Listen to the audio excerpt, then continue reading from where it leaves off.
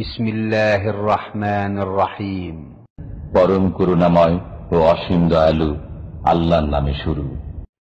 ومن أحسن قولا ممن دعا إلى الله وعمل صالحا وقال إنني من المسلمين।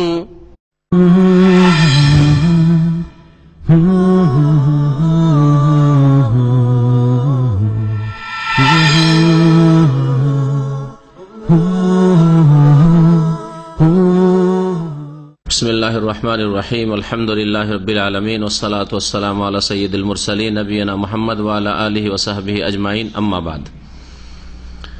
ফাকাদ ক্বালা আল মুআল্লিফ হাফিজাহুল্লাহু তাআলা তানবীহ মান কাসসামাল বিদআতা ইলা বিদআতিন হাসানা ওয়া বিদআতিন সাইয়্যা ফাহুয়া মুখতি ওয়া মুখালিফুন লিকাউলিহি সাল্লাল্লাহু আলাইহি ওয়াসাল্লাম ফাইন্না কুল্লা বিদআতিন দালালা لأن رسول صلى الله عليه وسلم حكم على البدع كلها بأنها ضلالة، وهذا يقول ليس كل بدعة ضلالة بل هناك بدعة حسنة. قال الحافظ ابن رجب في شرح الأربعين فقوله صلى الله عليه وسلم كل بدعة ضلالة من جوامع الكلم لا يخرج عنه شيء وهو أصل عظيم من أصول الدين، وهو شبيه بقوله صلى الله عليه وسلم من أحدث في أمرنا هذا ما ليس منه فهو رد، فكل من أحدث شيئا ونسبه إلى الدين ولم يكن له أصل من الدين يرجع إليه فهو ضلالة والدين بريء منه، وسواء في ذلك مسائل الاعتقاد أو الأعمال أو الأقوال الظاهرة والباطنة। انتهى। মহান আল্লাহর সমস্ত প্রশংসা যে আল্লাহ পাক রব্বুল আলামিন তার দিনকে সম্পূর্ণ করেছেন।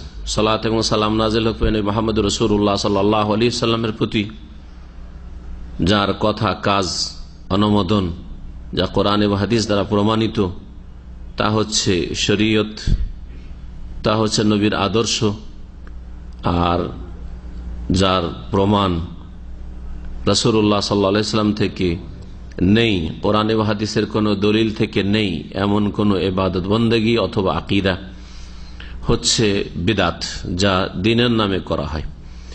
আমাদের আকীদাতুত তাওহীদে যে আলোচনা চলছে গত সপ্তাহে, তার একটা অংশ হয়েছে, তা হচ্ছে বিদাত সম্পর্কে।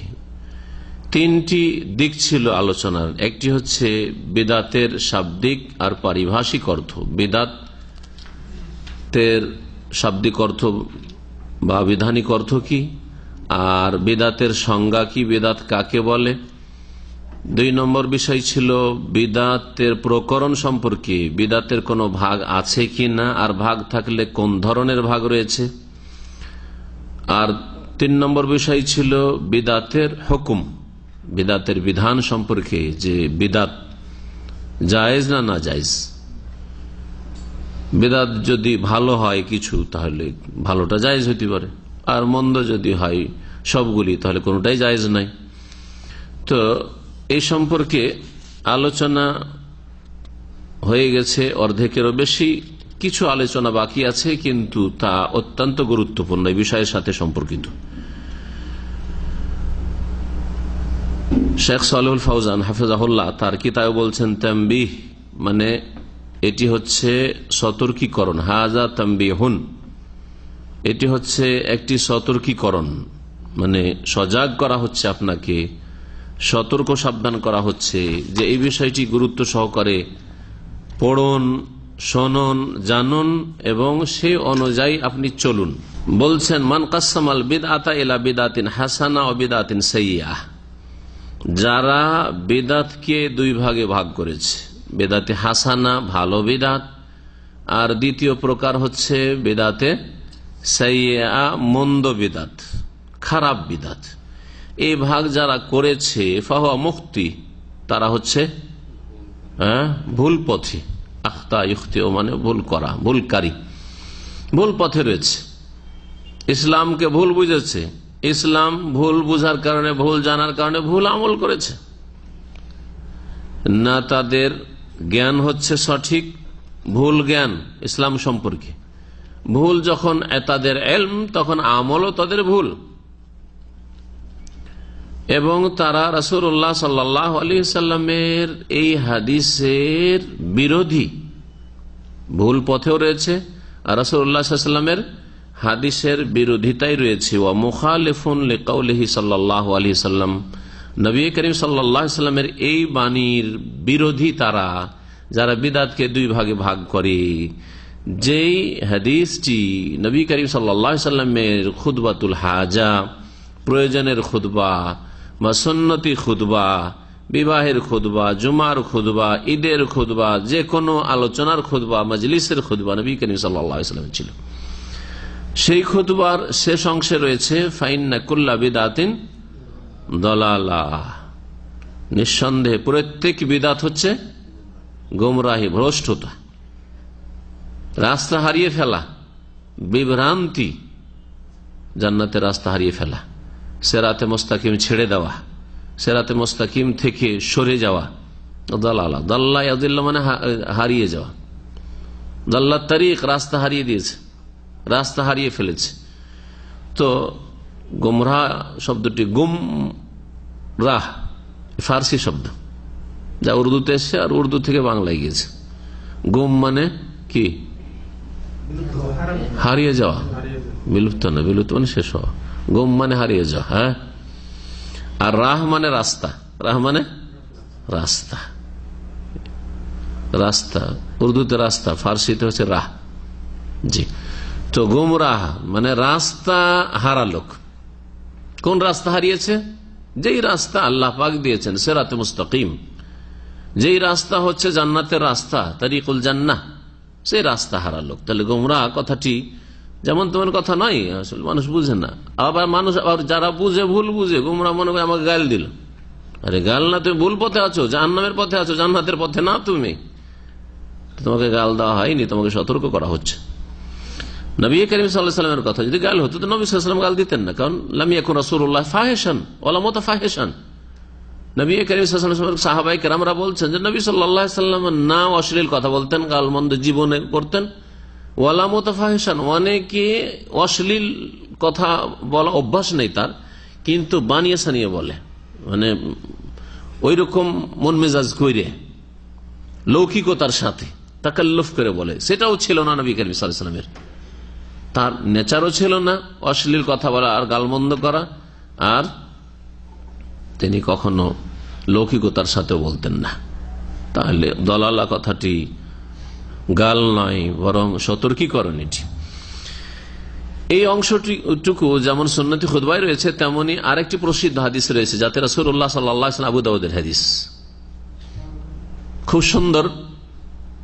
আর সবসময় রাসূলুল্লাহ সাল্লাল্লাহু আলাইহি ওয়াসাল্লাম আওয়াজ সুন্দর হতো, কিন্তু সেই হাদিসটি রয়েছে ওয়াজানা রাসূলুল্লাহ মাউইজাতান বালিগাতান, আমাদেরকে রাসূলুল্লাহ সাল্লাল্লাহু আলাইহি ওয়াসাল্লাম একদিন উপদেশ দিলেন, ওয়াজ করলেন, অত্যন্ত জ্ঞান গর্ব, গুরুত্বপূর্ণ, জি, উপদেশ দিলেন, যে যাতে কি হয়ে গেল, যারা ফাতমিনুল উয়ুন, মানুষের চক্ষু দিয়ে অশ্রু প্রবাহিত, সব কান্না শুরু হয়ে গেল। ওয়াজালাত মিনহাল কুলুব, আর যাতে অন্তর মানুষের নরম হয়ে গেল, কেঁপে উঠল আল্লাহর ভয়ে। ওতে নবী করিম সাল্লাল্লাহু আলাইহি ওয়াসাল্লাম বলেছিলেন যে ফাইন্নাহু মান ইয়াইশ বাদি মিনকুম ফাসায়ারা ইখতিলাফান কাসীরা। শেষখানে বলেছেন নবী করিম সাল্লাল্লাহু আলাইহি ওয়াসাল্লাম, খুব লম্বা আওয়াজ ছিল নবী সাল্লাল্লাহু আলাইহি ওয়াসাল্লামের। লম্বা কখনো নবী সাল্লাল্লাহু আলাইহি ওয়াসাল্লাম বলেননি, মাঝে মধ্যে কখনো কখনো লম্বা কথা বলেছেন। না, নবী করিম সাল্লাল্লাহু আলাইহি ওয়াসাল্লাম 2-4 মিনিটের বেশি কোনো কথা বলতেন না, এত লম্বা কথা বলতেন না। অল্প কথা, জাওয়ামিল কালিম, অল্প কথায় অনেক কথাই থাকতো। এই ক্ষমতা, এই বৈশিষ্ট্য রাসূলুল্লাহ সাল্লাল্লাহু আলাইহি ওয়াসাল্লামকে আল্লাহ বিশেষভাবে দিয়েছেন। এটি নবী সাল্লাল্লাহু আলাইহি ওয়াসাল্লামের একটি বৈশিষ্ট্য। এই যখন উপদেশ দিলেন, সাহাবীরা বললেন যে ইয়া রাসূলুল্লাহ, আপনি তো আমাদের সামনে এমন উপদেশ দিলেন, এমন ওয়াজ করলেন যেটা খুব গুরুত্বপূর্ণ, কিন্তু আমাদের ফাউসেন, আমাদের কিছু ওসিয়ত করেন, উপদেশ দেন। তো উপদেশের একটা অংশ শেষে ছিল যে আমার পরে যারাই তোমাদের মধ্যে থেকে দীর্ঘকাল কিছুদিন বেঁচে থাকবে, সাহাবায়ে কেরামদেরকে বলছেন, তোমাদের যদি আয়ু দীর্ঘ হয়, ফাসায়ারা ইখতিলাফান কাসীরা, তাহলে অনেক দ্বিমত দেখবে, অনেক দলাদলি দেখবে, ইখতিলাফান কাসীরা, বহু মতভেদ দেখবে। তাহলে কি করতে হবে? ফাআলাইকুম বিসুন্নতি ওয়া সুন্নাতিল খুলাফায়ে রাশিদিন আল মাহদিয়িন মিন বাদি আদু আলাইহি বিন নওয়াজিজ। তখন তোমরা আমার আদর্শকে, সুন্নতকে মজবুত করে ধরিও, আর আমার খোলাফা রাশিদিনের আদর্শকে মজবুত করে ধরিও। কারণ তাদের আদর্শটা রাসূলুল্লাহ সাল্লাল্লাহু আলাইহি ওয়াসাল্লাম আদর্শ, তারা নবী সাল্লাল্লাহু আলাইহি ওয়াসাল্লাম আদর্শ থেকে সামান্যতম সরে যাননি। ওয়া ইয়াকুম মুহদাসাতিল উমুর আদু আলাইহি বিন নওয়াজিজ, আর খুব শক্ত করে, যেমন মাড়ির দাঁতে চেপে কোনো কিছু ধরে, যাতে করে কেউ মুখ থেকে, দাঁতের তলা থেকে ছাড়িয়ে না নিতে পারে, ওইভাবে ধরো তোমরা শক্ত করে। আর ওয়া ইয়াকুম মুহদাসাতিল উমুর, সাবধান, সতর্ক, তোমরা বেঁচে থাকবে তোমরা নতুন নতুন কাজ থেকে, ধর্মের নাম মুহদাসাতিল উমুর। ফাইন্না কুল্লা মুহদাসাতিন বিদআহ ওয়া কুল্লা বিদআতিন দালালা। ওখানে এই বাক্যটি রয়েছে হাদিসে। কারণ প্রত্যেক ধর্মের নামে নতুন কাজ হচ্ছে বিদআহ ওয়া কুল্লু বিদআতিন দালালা। তাহলে ধর্মের নামে নতুন কিছু কাজ করা হয় যদি, যার বুনিয়াদ, যার ভিত ইসলামে না থাকে, সেটা হচ্ছে বিদআহ। আর প্রত্যেক বিদআত, নবী সাল্লাল্লাহু আলাইহি ওয়াসাল্লাম কি বলছেন? কুল্লু, সমস্ত বিদআত হচ্ছে দালালা, গুমরাহি। আর নাসাইতে রয়েছে কুল্লু দালালাতিন ফিন্নার, প্রত্যেক গুমরাহির, রাস্তা হারিয়ে দেওয়ার, ভ্রষ্টতার পরিণাম হচ্ছে জাহান্নাম। তো এই হাদিস বিরোধী নয়। তাহলে এই হাদিসটি একাধিক হাদিসে এসছে। জি, এই কথাটি, এই বাক্যটি নবী করিম সাল্লাল্লাহু আলাইহি ওয়াসাল্লামের এই ওয়াজেও এসছে, আর খুতবাতুল হাজাতেও এসছে। যারা বিদাতকে দুই ভাগে ভাগ করেছে, বিদাতে হাসান আর সাইয়্যা, তারা বিদাতি, আসলে খোলাসা কথা, তারা বিদাতি। নিজের বিদাতগুলিকে ধর্মের নামে চালানোর জন্য, তাদের মার্কেটকে একটু জমজমাট করার জন্য, যাতে করে তাদের বিদাতগুলোকে হাসানা বলে চালাইতে পারে, ভালো, আমাদেরগুলো ভালো, সেজন্য বিদাতকে ভাগ করেছে তারা। অসৎ উদ্দেশ্য নিয়ে তারা এই কাজ করেছে। নবী করিম বিরোধিতাও করেছে, বিরোধিতা করেছে, আর ভুল পথে চলে গেছে তারা। কারণ কেমন করে বিরোধিতা হলো? লিআন্না রাসূলুল্লাহ সাল্লাল্লাহু আলাইহি ওয়াসাল্লাম হাকাম আলাল বিদআ কুল্লিহা বিআন্নাহা যালাল। কারণ রাসূলুল্লাহ সাল্লাল্লাহু আলাইহি ওয়াসাল্লাম সমস্ত বিদআতের উপর যে বিধান আরোপ করেছেন, হুকুম লাগিয়েছেন, সেটা হচ্ছে, সেগুলি হচ্ছে দলালা, গুমরাহি, রাস্তা হারিয়ে দেওয়া। ওয়া হাযা ইয়াকুল, আর এই লোক যারা ভাগ করে বা যে ভাগ করে, সে বলছে লাইসা কুল্লু বিদআতিন দালালা, প্রত্যেকটা বিদআত কেন দালালা হবে? বিদআতে হাসানা ওইটা ভালো, আর বিদআতে সাইয়্যাটা হচ্ছে দালালা। সুতরাং রাসূলুল্লাহ সাল্লাল্লাহু আলাইহি ওয়াসাল্লামের বিরুদ্ধাচরণ করলো, নাফরমানি করলো, উল্টো পথে চললো। আর রাসূলুল্লাহ সাল্লাল্লাহু আলাইহি ওয়াসাল্লামের নাফরমানি করলেই, আমলেই নাফরমানি করলেই যদি দুনিয়া আখিরাতে শাস্তি হয়, তো ইসলাম বুঝার ক্ষেত্রে এলমেই যদি নাফরমানি করে, আকীদাতেই যদি নাফরমানি করে, বিশ্বাসী হচ্ছে যে বেদাত দুই ভাগে বিভক্ত, এটা আকীদার বিষয়, এটা আকীদার বিষয়, তারপরে আমলের পালা আসবে। তাহলে কত বড় নাফরমান!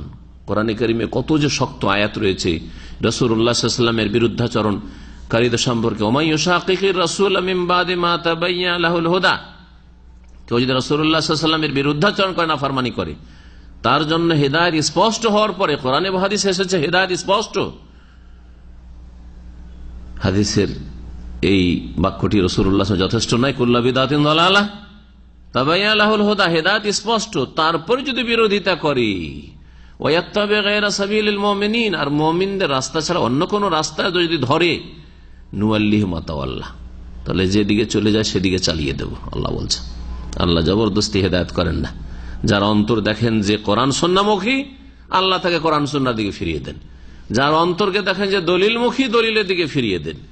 যার অন্তর হচ্ছে বসিরাতমুখী, যে চোখ খুলে ধর্মকর্ম করব, দিন করব, আল্লাহ চোখ খোলার তৌফিক দান করেন। যে ব্লাইন্ড হয়ে যায়, অন্ধ হয়ে যায়, যে দলিলের পরোয়া করেন না, যে বাপদাদা পূর্বপুরুষের ধর্মকে প্রাধান্য দিয়ে থাকে, যে কোরআন সুন্নাহর দলিলের উপর অন্য কিছুকে প্রাধান্য দিয়ে থাকে, সংখ্যাগরিষ্ঠতাকে প্রাধান্য দিয়ে থাকে, এতগুলি লোক তাহলে ভুল করছে? এত বড় বড় আলেমরা তাহলে ভুল করছে? আমাদের দেশের লোক সব কেউ ইসলাম বুঝে না? এগুলো হচ্ছে সত্য গ্রহণে বাধা। যারা এইসব করলো, ওয়াত্তাবি গায়রা সাবিলিল মুমিনিন, আর মুমিনদের রাস্তা বাদ দিয়ে অন্য রাস্তার অনুসরণ করলো। আর কোরআন নাযিল হওয়ার সময় মুমিনিন যারা ছিলেন তারা হচ্ছেন সাহাবায়ে কেরাম। তাহলে সাহাবায়ে কেরামের রাস্তা বাদ দিয়ে অন্য রাস্তায় যদি মনে করে যে আমরা মুমিনিন, ভুল। তাহলে সাহাবাই কেরামের আদর্শের বিপরীত থেকে বলবে যে আমরা আসলে মুমিন, সহি রাস্তায় রয়েছি, একেবারে ভ্রান্ত কথা। এই কথাটি সাধারণ মানুষও যদি সাধারণ জ্ঞান নিয়ে, কমন সেন্স নিয়ে দেখে যে সাহাবাই কেরামদের যুগে একটি উম্মত ছিল, মজহাবের নামে 4 মজহাবের গোড়ামিও ছিল না, তাসসিফি মজহাব ছিল না, আর তাসাউফ, সুফি ইজম, তাসাউফের নামগন্ধ পর্যন্ত ছিল না, কবর মাজারের নামগন্ধ ছিল না। কবর সবারই কবর, কবর কাঁচা কবর, আর মাজার আর আস্তানা, আর সেখানে গেলে পাওয়া যায়, অলিয়া উলিয়ারা দিতে পারে, এই করতে পারে, সেই তো করতে পারে, এসব কিছুই ছিল না। হ্যাঁ, মিলাদ ছিল না, শবে বরাতের বিদাত ছিল না, কোনটাই শবে মেরাজের বিদাত ছিল না, ছিল কিছুই ছিল না। তাহলে সাহাবাই কেরামের রাস্তা বাদ দিয়ে তারপরে বিদাতের ভাগও ছিল না, যে বিদাত হাসান আর সাইয়া, রসুলের নাফরমানি করে আর মোমিনদের রাস্তা, সাহাবের রাস্তা বাদ দিয়ে অন্য কোন রাস্তা যদি চলে, যেদিকে যাবে সেদিকে আল্লাহ চালিয়ে দেবেন, তৌফিক আল্লাহ দেবেন না, নসলিহে জাহান্নাম। আর এইরকম লোকদেরকে জাহান্নামে আমি প্রবিষ্ট করব। সুবহানাল্লাহ, জাহান্নামের শাস্তি রয়েছে নবীর নাফরমানদের জন্য। সুতরাং বিদাতের বিষয়টি অত হালকা বিষয় নয়, যেমন আজকাল মনে করা হচ্ছে মুসলিম সমাজে, যে চুরি তো করেনি, হ্যাঁ কোন কবিরা গুনাহ করে দিয়েছে, চুরি করেছে, কাউকে খুন করেছে, মদ খেয়েছে, মনে হচ্ছে এগুলি পাপ, সমাজ বিরোধী পাপগুলি পাপ। আর এর চাইতে বড় পাপ যে বিদাত ধর্মের নামে করা হচ্ছে, যেখান থেকে ফিরে আসার সম্ভাবনা কম। আর এই চোর চুরি করলেও পাপ মনে করে, খুন করলেও পাপ মনে করে, পাপের কাজ মনে করে, মদখোর মদ খায় তারপর নিজেকে তিরস্কার করে, যেটা মানুষের কাজ না, জানোয়ারের কাজ। কিন্তু বিদাতি কখনো এরকম খেয়াল করে যে ভুল কাজ করছি, সবচেয়ে বেশি সওয়াবের কাজ করছি, আমরাই হক পথে রয়েছি। আর যারা বিদাত করে না, সুন্নতের অনুসারী, সব গুমরাহ, এরা রসুলের বেয়াদবি করে, ওলিয়া উলিয়াকে হক দেয় না, ঠিক না, কবর মাজার পূজা করে না, সেই জন্য মিলাদ করে না, সেই জন্য রসুলের সাথে বেয়াদবি করে। এগুলি না তাদের ধর্মকর্ম, এগুলি না তাদের কথা। এই বিদাতি বলছে কি, লাইসা কুল্লু বিদাতিন দালালা, প্রত্যেক বিদাত দালালা। নবী বলছেন যে প্রত্যেক বিদাত গুমরাহি। আর যারা বিদাতকে ভাগ করছে হাসানা সাইয়া দিয়ে, তারা বলছে যে না, প্রত্যেক বিদাত কেন দালালা হবে, বাল হোনাকা বিদাতুন হাসানা, বরং বিদাতে হাসানাও রয়েছে, বিদাতে হাসানাও রয়েছে।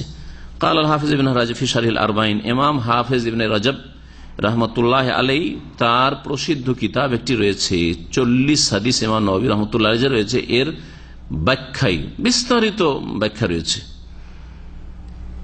সেই কিতাবের নাম হচ্ছে জামিউল উলুম ওয়াল হিকাম। জি, তাতে তিনি বলছেন ফাকাউলুহু সাল্লাল্লাহু আলাইহি, কারণ 40 হাদিসের একটি হাদিস এটি, হ্যাঁ আছে না, জি। তো বলছেন ফাকাউলুহু সাল্লাল্লাহু আলাইহি নবী সাল্লাল্লাহু আলাইহি ওয়াসাল্লামের এই বাণী, কুল্লু বিদাতিন দালালা, প্রত্যেক বিদাত যে ভ্রষ্টতা, এটি মিন জাওয়ামিল কালিম, এটি হচ্ছে নবী করিম সাল্লাল্লাহু আলাইহি ওয়াসাল্লামের ব্যাপক অর্থপূর্ণ বাণী সমূহের অন্তর্ভুক্ত। জাওয়ামে, জামের বহুবচন, আর কালেম, কালেমাতুনের বহুবচন। এই জন্য ব্যাপক অর্থপূর্ণ বাক্য সমূহের বা কথাগুলির অন্তর্ভুক্ত এই একটি কথা, কুল্লু বিদাতিন দালালা, ধর্মের নামে যে কোনো নতুন কাজ করো না কেন, সমস্ত কাজকে শামিল, সমস্ত কথাকে শামিল, এমনকি কথার বিদাতকে শামিল, কাজের বিদাত ছাড়া। কথার বিদাত আছে না নেই? কথারও বিদাত আছে, বহু কথার বিদাত রয়েছে। কথার বিদাত দিন তো একটা উদাহরণ আপনারা, নয়তো বাচনিক বিদাত, নয়তো নিয়ত পড়া, ঠিক আছে, নামাজের ভিতরে। এমনি দৈনন্দিন জীবনে কথার বিদাত আছে। ধর্ম নেকির আশায় বলা হচ্ছে, যতগুলি ওজিফা বেদাতি ওজিফা আছে, হ্যাঁ, যতগুলি বেদাতি ওজিফা আছে, বেদাতি দুরুদ আছে, আরে দুরুদে মাহি, দুরুদে লাখি, দুরুদে তাজ, আহাদ নামা, কালেমা তাওহীদ যথেষ্ট হইল না? লা ইলাহা ইল্লাল্লাহু ওয়াহদাহু লা শারীকা লাহু লাহুল মুলকু ওয়া লাহুল হামদু ওয়া হুয়া আলা কুল্লি শাইইন কাদির। আবার আহাদ নামা পয়দা করতে হবে। আমাদের প্রসিদ্ধ আহাদ নামার ফজিলত যে কত, এই আহাদ নামার অর্থটা আমি ঠিক দেখে, আর যখন 2রি 3রি ক্লাসে পড়তাম তখন মুখস্থ করেছিলাম, তখন তার বেশি দলিল বুঝতাম না, খুব ফজিলত লিখেছে, মুখস্থ করেছি। তাওহীদেরই কথা আছে ওতে, কিছু কিছু ওজিফা আছে যেগুলো বিদাতি ওজিফা, কিন্তু তাওহীদেরই কথা আছে, নবী সাল্লাল্লাহু আলাইহি ওয়াসাল্লাম কোনো হাদিসে নেই। তখন তার ওই গবেষণা ছিল না। তারপরে যখন একটু বুঝতে শিখলাম, অনেক সার্চ করলাম যে কোন একটা হাদিসে যদি এই আহাদনামার বাক্যগুলি পেয়ে যায়, এখন পর্যন্ত পাইনি খুঁজে। গত 1-2 বছরের মধ্যে পুরা মাকতাবা শামেলাতে সার্চ দিয়েছি, হাজার হাজার কিতাবে, কোথাও পাওয়া যায় না। আল্লাহ পাক তার রাসূল এবং তার রাসূল সাল্লাল্লাহু আলাইহি ওয়াসাল্লাম উত্তম জিনিস দিয়েছেন, ওগুলো বাদ দিয়ে কালেমা তাওহীদের কত ফজিলত, সকালে 100 বার পড়েন, সন্ধ্যাবেলা 100 বার পড়েন, সাইয়্যিদুল ইস্তিগফার কত ফজিলত, এগুলো মুখস্থ নেই আমাদের। সাইয়্যিদুল ইস্তিগফার জিজ্ঞাসা করেন আমাদের সেই লোকদেরকে বা মহিলাদেরকে, বলতে পারবে না, কিন্তু আহাদনাম সে মুখস্থ আছে, ঠিক না? বিদাত মুখস্থ আছে। এমনি চলাফেরাতে মেলা বিদাত আছে, চলাফেরাতে বিদাত। আমাদের সব খোদা হাফেজ, খোদা কেন কইবেন? আল্লাহ হাফেজ বলতে পারেন না? বা আসসালামু আলাইকুম, দেখার সাক্ষাতের সময় সালাম, বিদায়ের সময় সালাম, কিন্তু খোদা হাফেজ এইরকম অনেক কিছু নেকির আশায় যদি এগুলো বলেন, নেকির আশায় মেলা কিছু রয়েছে। কবরের ভাগ 3 ভাগ, কবর 3 ভাগে বিভক্ত। রসুলের কবর রওজা, আর পাকা কবর পীরের কবর মাজার, আর আপনার বাপের কবর কবর। বাপের হক সব শেষ, বাপের কবরকে মাজার বলা যাবে না। এগুলো বিদাত না, এগুলো বাচনিক বিদাত। তো কথার বিদাত হোক, অথবা কাজের বিদাত হোক, অথবা আকীদার বিশ্বাসের বিদাত হোক, বিশ্বাসের বিদাত, বিশ্বাসের বিদাত। সুফিজমে বিশ্বাসী হওয়া, সুফিজম একটা ধর্ম, ধর্মের একটা পার্ট, বিদাতি বিশ্বাস। তার দিন আল্লাহ সম্পন্ন করেননি, এই সুফিদেরকে দিয়ে দিন আল্লাহ সম্পন্ন করেছেন। তাহলে রাসূলুল্লাহ সাল্লাল্লাহু আলাইহি ওয়াসাল্লামকে দিয়ে করাননি। তাজকিয়া নাফস, আত্মার পরিশুদ্ধি, আত্মার পরিশুদ্ধি, তাহলে কোরআনে কারীম আর রাসূলের হাদিসে পূর্ণতার সাথে নাই, সেই জন্য সুফিজমের প্রয়োজন। এটাই তো তারা বলে সুফিরা, যে তাজকিয়া নাফসকে আপনি অস্বীকার করেন। আমাকে বলছে আপনি কি তাজকিয়া নাফস মানেন? অবশ্যই মানি। তাজকিয়া নাফস আল্লাহ করার ব্যবস্থা দিয়েছেন কিনা, তার রাসূল করেছেন কিনা, তার সাহাবায়ে কেরাম করেছেন কিনা? তো কোরআন হাদিসে তাজকিয়া নাফসের ব্যবস্থা, আত্মার পরিশুদ্ধি ব্যবস্থা আছে, সালামাতুল কুলুবের ব্যবস্থা আছে। আর এর উপরে আমার বেশ কিছু এই জন্য আলোচনা আছে, যে কেমন করে আত্মার পরিশুদ্ধি আপনার হবে, কেমন করে আপনি আল্লাহর নিকটবর্তী হবেন, অধিক ইবাদতবন্দি করে নওয়াফেলের মাধ্যমে, আর মাকরুহাত, অপছন্দনীয় এবং শুভহাত, সন্দেহের জিনিস থেকে, সন্দেহের ঊর্ধ্বে, সন্দেহ থেকে বেঁচে থাকার মাধ্যমে যথেষ্ট। জাওয়ামিউল কালিম বলছিলাম যে কুল্লু বিদআতিন দালালা হচ্ছে নবী করিম সাল্লাল্লাহু আলাইহি সাল্লামের যে ব্যাপক অর্থপূর্ণ বাণী সমূহ রয়েছে তার একটি গুরুত্বপূর্ণ। লা ইয়াখরুজু আনহু শাই, এর থেকে কোনো কিছু বেরিয়ে যাবে না, সমস্ত বিদআতকে শামিল। আর সমস্ত বিদআত হচ্ছে গুমরাহি, কথার, কাজের, আকীদা সবকিছু। ওয়া হুয়া আসলুন আযীমুন মিন উসুলিদ্দিন, আর এই কথাটি, এই হাদিসটি হচ্ছে দ্বীন ইসলামের মূল মৌলিক নীতিমালা সমূহের একটি গুরুত্বপূর্ণ বড় নীতিমালা। ওয়া হুয়া শাবীহুন বিকাউলিহি সাল্লাল্লাহু আলাইহি ওয়াসাল্লাম, আর এই কথাটি কুল্লু বিদআতিন দালাল, এই কথাটি রাসূলুল্লাহ সাল্লাল্লাহু আলাইহি ওয়াসাল্লাম এই বাণীর মতই। কি? মান আহদাসা ফি আমরিনা হাযা, আমাদের এই ধর্মীয় বিষয়ে যে কেউ নতুন কোন কথা কাজ নিয়ে আসবে, ধর্মীয় বিষয় কিন্তু মা লাইসা মিনহু, যা তার অন্তর্ভুক্ত নয়, ফাহুয়া রাদ্দুন, তা প্রত্যাখ্যাত, তা ছুঁড়ে ফেলা হবে। আল্লাহর কাছে প্রত্যাখ্যাত, আল্লাহ কবুল করবেন না। রাসূলুল্লাহ সাল্লাল্লাহু আলাইহি ওয়াসাল্লামের কাছে প্রত্যাখ্যাত, রাসূলুল্লাহ সাল্লাল্লাহু আলাইহি ওয়াসাল্লাম পছন্দ করবেন না। এবং ওই বিদাতি কাজ করে আসলে রাসূলুল্লাহ সাল্লাল্লাহু আলাইহি ওয়াসাল্লামের শাফাআত পাওয়া যাবে না, রাসূলুল্লাহ সাল্লাল্লাহু আলাইহি ওয়াসাল্লাম হাউজে কাউসারের পানি পাওয়া যাবে না। সেখানে আসার আগে ফেরেশতারা তাড়াতে শুরু করবে, তাড়িয়ে দেবে। নবী সাল্লাল্লাহু আলাইহি ওয়াসাল্লামকে যখন বলা হবে যে এরা সব বিদাতি ছিল, তখন বলবেন সোকান লিমান বাদদালা দীনি, তাড়িয়ে দাও, তাড়িয়ে দাও, এদেরকে ভাগিয়ে দাও, যারা আমার দিনকে বদলে দিয়েছে। যা ধর্মের নামে নতুন করা হবে কিন্তু তা নেই ধর্মে, তা হচ্ছে প্রত্যাখ্যাত। কুল্লু বিদআতিন দালালা, প্রত্যেক নতুন কাজ হচ্ছে গুমরাহি, এদিকে নয় ওইদিকে, ইসলামের রাস্তায় নয়। একই কথাই কিনা? জি। তাহলে একটি হাদিস আর একটি হাদিসের ব্যাখ্যা করে, ভাষা আলাদা আলাদা, কিন্তু বুনিয়াদী কথা হচ্ছে বা মৌলিক নীতিমালা হচ্ছে এক। ফাকুল্লু মান আহদাসা শাইআন, সুতরাং যে কেউ নতুন কিছু আবিষ্কার করবে ধর্মের নামে, ওয়ানাসাবাহু ইলাদ-দ্বীন, আর তা দ্বীনের সাথে, দ্বীন ইসলামের সাথে সম্পৃক্ত করবে, ওয়ালাম ইয়াকুন লাহু আসলুম মিনাদ-দ্বীন, আর তার দ্বীন ইসলামে কোনো ভিত্তি নেই, ইউরজাউ আলাইহি, যার দিকে প্রত্যাবর্তন করা যেতে পারে, যে সেখান থেকে নেওয়া হয়েছে, এর বুনিয়াদ রয়েছে, এর মূল বিষয়টি শরীয়তে রয়েছে, ফাহুয়া দালালা, সেটি হচ্ছে গুমরাহি, সেটি হচ্ছে গুমরাহি। ওয়াদ-দ্বীনু বারীউম মিনহু, আর দ্বীন ইসলাম এই রকমের কথা কাজ থেকে, আকীদা থেকে সম্পর্ক ছিন্ন করে। দ্বীন ইসলামের কোন সম্পর্ক, দ্বীন ইসলাম তা থেকে সম্পর্কহীন, বেরিয়ন সম্পর্কহীন। ওয়াসাওয়াউন ফি যালিকা মাসাইল ইতিকাদ, এই ক্ষেত্রে আকীদার মাসলা মাসাইল বিষয়গুলি হোক, আবিল আমাল অথবা কর্ম সম্পর্কীয় বিষয় হোক, আবিল আকওয়াল অথবা বচনের সাথে কথার বিদাত হোক, আয-যাহিরা সেগুলি প্রকাশ্য হোক অথবা আভ্যন্তরীণ। প্রকাশ্য যেগুলি কথাতে আসছে অথবা কাজে দেখা যাচ্ছে, প্রকাশ্যে আপনি নামাইতে পড়ছেন, প্রকাশ্যে আপনি জায়নামাজে দোয়া পড়ছেন, প্রকাশ্যে সম্মিলিত মোনাজাত করছেন, প্রকাশ্যে এইরকম বহু যেসব ঈদ মিলাদুন নবী বা ছেলে মেয়েদের জন্মদিবস পালন করা, বিবাহ দিবস পালন করা, এগুলি প্রকাশ্যে কিছু আমল, কিছু কথা। গোপনীয় ভিতরে মেলা বিদাতি আকীদা আছে, যে ভিতরেই আছে, সেগুলিকেও শামিল। ওয়ালাইসা লিহাউলাই হুজ্জাতুন আলা আন্না হুনাকা বিদাতান হাসানা, আর যারা বিদাতকে দুই ভাগে ভাগ করেছে এদের কোন দলিল নেই যে বিদাতে হাসানাও রয়েছে, ভালো বিদাতও রয়েছে। ইল্লা কওল উমর, একটি শুধু কথা উমর রাদিয়াল্লাহু তাআলা আনহুর, ওই কথা থেকে তারা বিভ্রান্তির শিকার হয়েছে। ওই কথার অর্থ বুঝতে গিয়ে তারা নবীর কথাকে ছুঁড়ে ফেলেছে। নবীর কথা বিরোধী উমারের কথা হবে? আর যদি হয় তো আপনি উমারের কথা নেবেন, রাসূলুল্লাহর কথা নেবেন, সাল্লাল্লাহু আলাইহি ওয়াসাল্লামের কথা নেবেন, তাই না? তাহলে দুটো কথা মনে রাখবেন। প্রথম কথা, ওমর রাদিয়াল্লাহু তাআলা যে কথাটি বলেছেন, কখনো এর মাধ্যমে তিনি রাসূলুল্লাহ সাল্লাল্লাহু আলাইহি ওয়াসাল্লামের বিরোধিতা করেননি। তাহলে এমন একটা অর্থ করতে হবে যাতে রাসূলুল্লাহ কুল্লু বিদাতিন দালালা আর মান আহদাসা ফি আমরিনা হাযা মা লাইসা মিনহু ফাহুয়া রাদ্দুন, নবী সাল্লাল্লাহু আলাইহি ওয়াসাল্লামের এ বাণী এর সাথে সমন্বয় হয়ে যায় নেমাতুল বিদাতু হাযিহি, ওমর রাদিয়াল্লাহু তাআলা এই কথাটির, যে এই প্রতিদিন জামাত করে তারাবি, প্রতি রাতে রমজান মাসে জামাত করে তারাবি পার্টি হচ্ছে, কত সুন্দর বিদাত। সমন্বয় করতে হবে, তাহলে সমন্বয় করতে হবে। আর যদি সমন্বয় করতে না পারেন তাহলে কি করতে হবে? অগ্রাধিকার দিতে হবে, তারজি। যদি তাতবিক না করতে পারেন, আরবিতে শুনে রাখেন যারা আরবি বোঝার চেষ্টা করেন, তাতবিক না দিতে পারেন বা তৌফিক, সমন্বয়, তৌফিক আরবিতে তৌফিক বলা, আমাদের দেশে ওইটাকে উর্দুকরণ হালকা, ওই আরবি তাতবিক মানে দুটো যদি সমন্বয় না করতে পারেন তাহলে কি করবেন? তারজিহতে আসবেন। তারজি মানে প্রাধান্য দেওয়া বা অগ্রাধিকার দেওয়া, একটাকে প্রাধান্য দেবেন আর আরেকটাকে প্রাধান্য দেবেন না। তাহলে নবী করিম সাল্লাল্লাহু আলাইহি ওয়াসাল্লামের কথা হচ্ছে কুল্লু বিদাতিন দালালা, নবী সাল্লাল্লাহু আলাইহি ওয়াসাল্লামের কথা হচ্ছে মান আহদাসা ফি আমরিনা হাযা মা লাইসা মিনহু রাদ, আর ওমর রাদিয়াল্লাহু তাআলার কথা হচ্ছে নেমাতুল বিদাতু হাযিহি। যদি সমন্বয় করতে পারি তাহলে দুটো সমন্বয়, আর সমন্বয় আছে। যদি এইরকম কোন ক্ষেত্রে দেখা যায় আমরা সমন্বয় করতে পারছি না, তখন কার কথা নেব? রাসূলুল্লাহ সাল্লাল্লাহু আলাইহি ওয়াসাল্লামের কথা নেব। ঠিক আছে?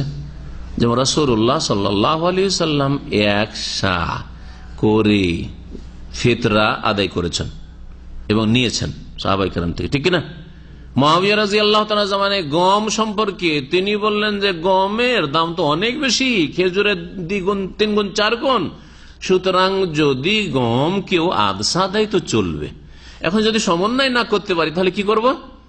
তারজির পথে আসবো। কার কথাকে প্রাধান্য দেব? মুআবিয়ার কথা, যে আদসা ফিতরা, যেমন ভারত বাংলাদেশে হানাফি মাযহাবে চলছে, ফিতরা কত, আদসা, এটা উচিত হবে নাকি প্রাধান্য দেব রাসূলুল্লাহ সাল্লাল্লাহু আলাইহি ওয়াসাল্লাম আমলকে?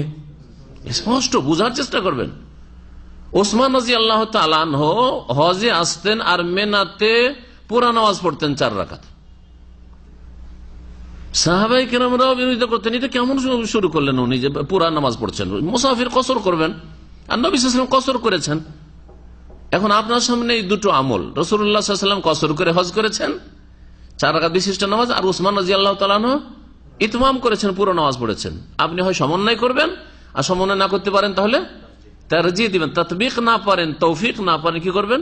তারজিহ দেবেন, মানে অগ্রাধিকার দেবেন রাসূলুল্লাহ সাল্লাল্লাহু আলাইহি ওয়াসাল্লামের কথা, কাজকে, কোরআন এবং হাদিসের দলিলকে। আশা করি এইরকম বহু মাসলা আপনাদের সামনে আসবে, তখন এই কথাটি আপনাদের ওই সব সংশয়গুলি দূর করে দেবে আর সমস্যার সমাধান দেবে আপনাদেরকে। তার মধ্যে কেউ কেউ বলেছে ওসমান রাদিয়াল্লাহু তাআলা একটা মিনাতে বিয়ে করে নিয়েছিলেন, সুতরাং ভাবতেন যে এখানে আমার যখন স্ত্রী আছে তো আমি মুকিম হয়ে গেলাম। আরে শ্বশুর বাড়ি যে কেউ ভাবতে পারে যে আমার শ্বশুর বাড়ি, বাড়ির চাইতে বেশি আরামে খাচ্ছি, যাচ্ছি আর থাকছি, ঠিক না? তাহলে আমি এখানে মুকিম হয়ে গেছি, ভাবতে পারে না? পারে না, স্বাভাবিক ভাবাটা, তার ইজতিহাদ ওইটা। অথবা কেউ কেউ বলেছেন না, তিনি মনে করতেন যে কসরও করা চলে আর পুরা নামাজ পড়া চলে, সুতরাং আমি পুরাই পড়লাম, অসুবিধাটা কি? আর কসর করা ওয়াজিব, এটা অধিকাংশ ওলামাদের ফতোয়া না। অধিকাংশ ওলামাদের ফতোয়া হচ্ছে যে কসর করা উত্তম, আফজাল। সুতরাং যেখানে আফজাল, উনি আফজাল ছেড়ে দিয়ে হয়তো পুরা নামাজ পড়েছেন। আবার কেউ কে বলেছেন, দেখেন কত রহস্য আছে, কেউ কে বলেছেন উসমান রাদিয়াল্লাহু তাআলা খেলাফত আমলে যখন বিশাল খেলাফত, বিশাল রাজত্ব, নতুন নতুন মুসলিম হচ্ছে, বেদুইন এলাকা থেকে অনেক লোকের দূর দূরান্ত থেকে আসছে, যারা ইসলাম সম্পর্কে জ্ঞান রাখে না, হজের মাঠে এসে যদি মেনাতে দেখেন যে উসমান 2 রাকাত নামাজ পড়ছে, হতে পারে যে ভাববে যে আসলেই জোহর 2 রাকাত, আসলে আসর 2 রাকাত, আসলে এশা 2 রাকাত। চলে যাবে এখান থেকে আজারবাইজান, উজবেকিস্তান চলে যাবে, জোহরের নামাজ 2 রাকাত, আসর নামাজ 2 রাকাত, এশা নামাজ 2 রাকাতের ভুল বুঝে। এই আশঙ্কাতে তিনি 4 পড়েছেন। কত সুন্দর কথা। তাহলে নবী সাল্লাল্লাহু আলাইহি ওয়াসাল্লাম তিনি ইচ্ছা করে বিরোধিতা করেন নাই। সুবহানাল্লাহ। তাহলে বুঝতে পারছেন না, এই যে সমন্বয়। আর যদি কিছুই সমন্বয় না করতে পারেন তো হাজা উসমান ও হাজা রাসূলুল্লাহ, এটা উসমান নবীর 3য় খলিফা, এটা হচ্ছে রাসূলুল্লাহ। আল্লাহ বলছেন লাকাদ কানা লাকুম ফি রাসূলিল্লাহি উসওয়াতুন হাসানাহ, তোমাদের রাসূলুল্লাহ উত্তম আদর্শ, ঠিক না? তো বলছেন শেখ সালেহুল ফৌজান হাফিজাহুল্লাহ, ওয়ালাইসা লিহাওলা হুজ্জাতুন আলা আন্না হুনাকা বিদআতান হাসানা।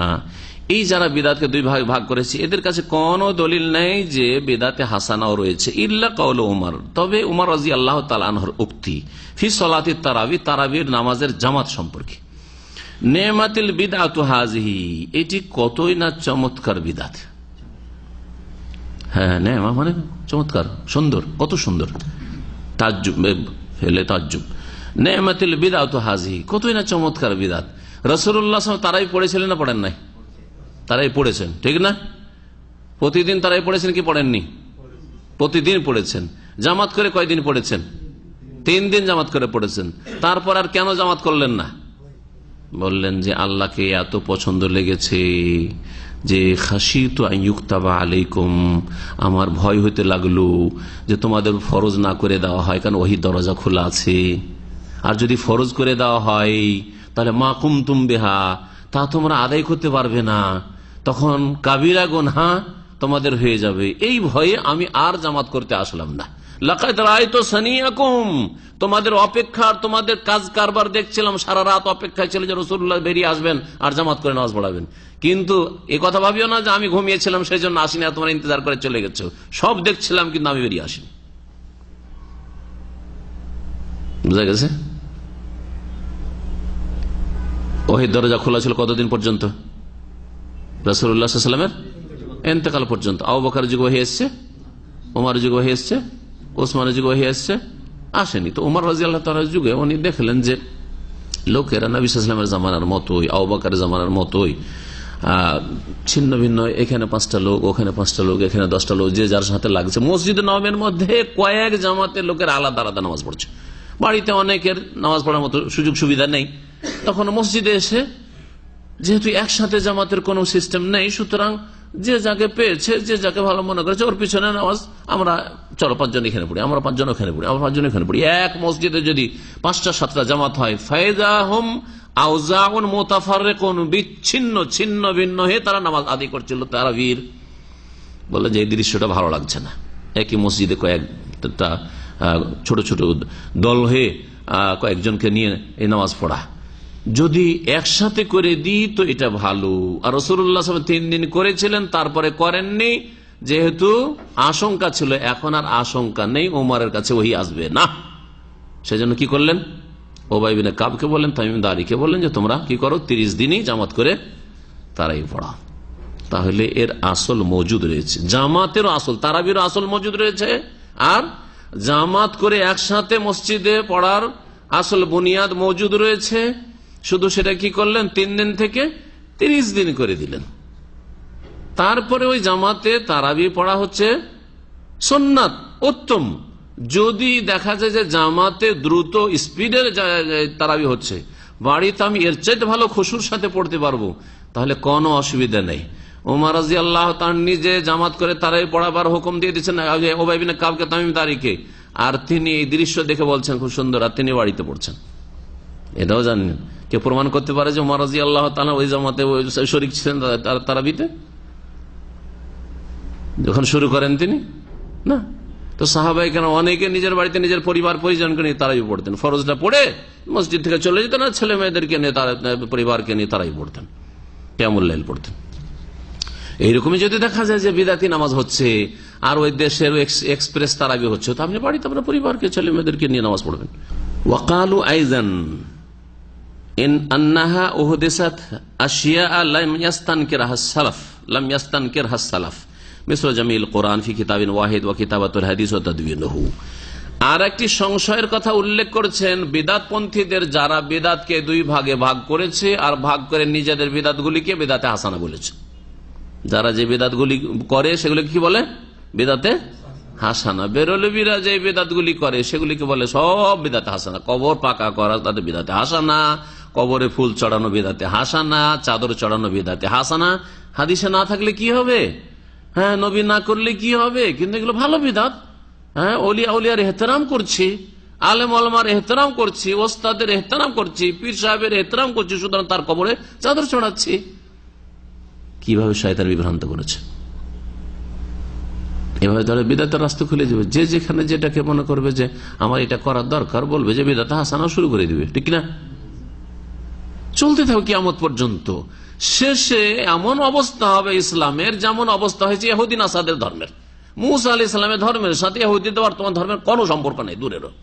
ঈসা আলাইহিস সালামের নিয়ে আসা ধর্মের সাথে, যে ধর্ম হাওয়ারিয়িনগণ পালন করেছেন, ওই ধর্মের সাথে বর্তমান খ্রিস্টান জগতের ধর্মের কোনো সম্পর্ক নেই, দূরেরও। নামের শুধু নিসবত বাস আছে, নামের সম্পৃক্ততা আছে, বোঝা গেছে? তো ওই রকম দশা হয়ে যাবে।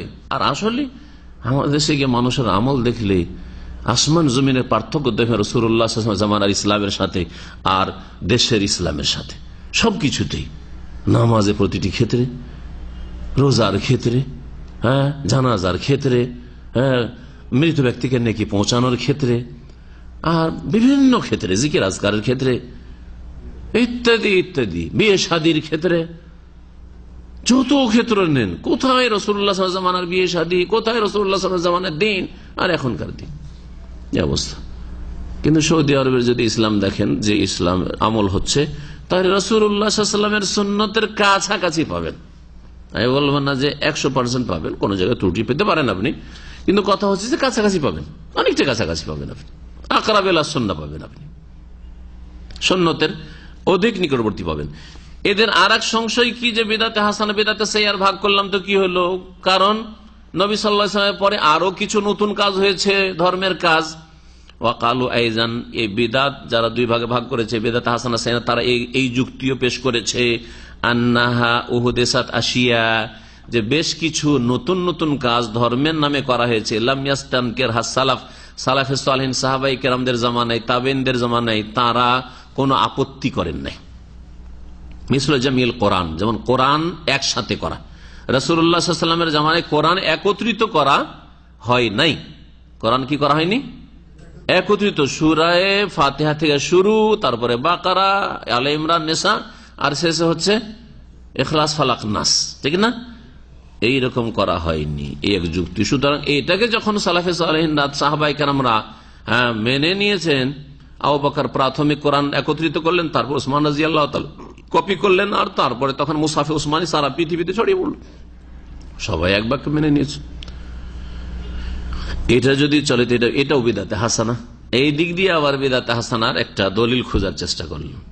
আর একটা যুক্তি, যে নবী সাল্লাল্লাহু আলাইহি ওয়াসাল্লামের জামানায় তো হাদিস লেখা হয়নি, পরে ইমাম বুখারীর সহিহ বুখারী কখন লেখা হয়েছে, সহিহ মুসলিম কখন লেখা হয়েছে, আবু দাউদ, তিরমিজি, নাসাই, ইবনে মাজাহ কখন লেখা হয়েছে।